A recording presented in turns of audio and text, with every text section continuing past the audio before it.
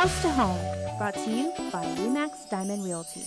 House to Home is the segment. It's where we come to you each and every week telling you about Guam real estate and the myriad of opportunities that exist. And Miss Opportunity herself is here. Gina, welcome back once again. Thank you. Okay, so this week's topic is, if you have not bought a home right now, what is wrong with you? And this is basically directed towards me because I have always rented because I am very, very risk averse, probably to a fault and everything like that. So as a learned expert person in real estate and everything, what advice would you have for me and people like me that for whatever reason we just haven't bought a house?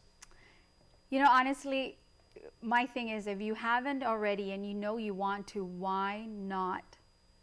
From my perspective, I can see the market's not going to get any better in terms of from the buyer's standpoint.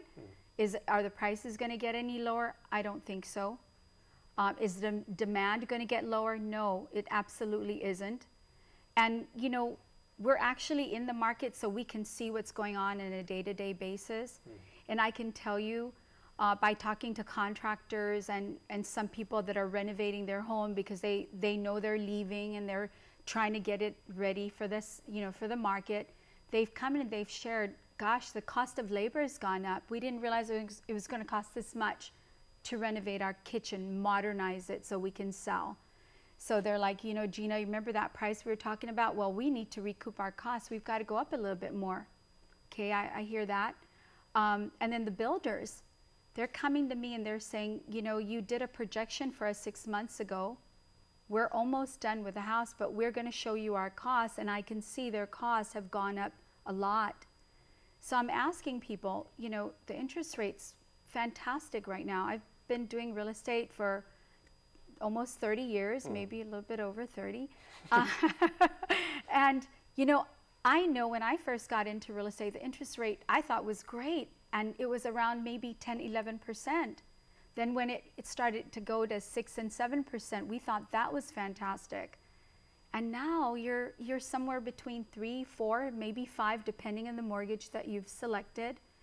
The prices actually dropped from last year, so we started the year with lower numbers. And so the interest rates are fantastic. The pricing is good. Why haven't you already bought? It's not going to get any better.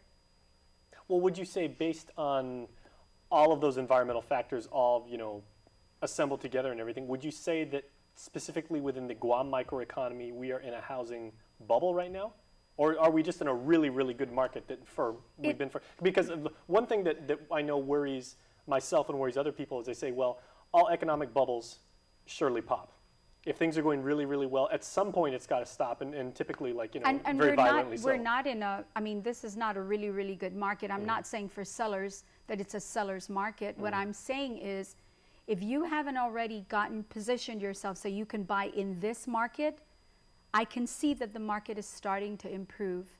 And there's so many factors why a buyer should be actively looking right now.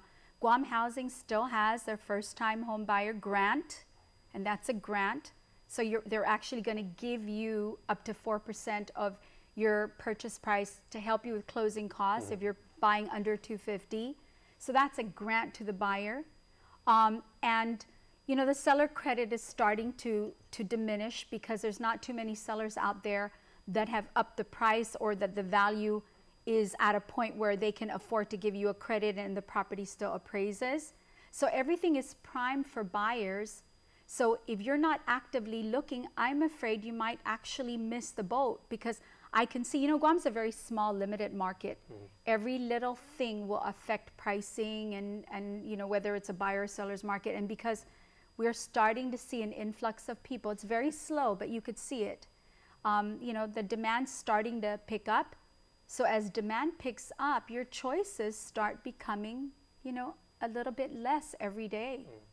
And so if you haven't already gotten yourself out there to buy, you're going to start having problems negotiating because you're not going to have too many places to negotiate on, and you're going to have a lot of people competing with you. I think that was the key word you used right there, negotiate, because I know as a business major, it's always about opportunity, not only in the short term, but in the long term. And I do know by constantly renting all these years, yeah, I've got some options, like I can pack up and, you know, move somewhere else at a moment's notice. However, I'm missing out on all the equity benefits that I would have been able to realize had I actually owned a home. and all the tax benefits, because once you buy this home, your interest and your insurance and to some degree some of the repairs and maintenance become a tax deduction. So you're missing out on that as well.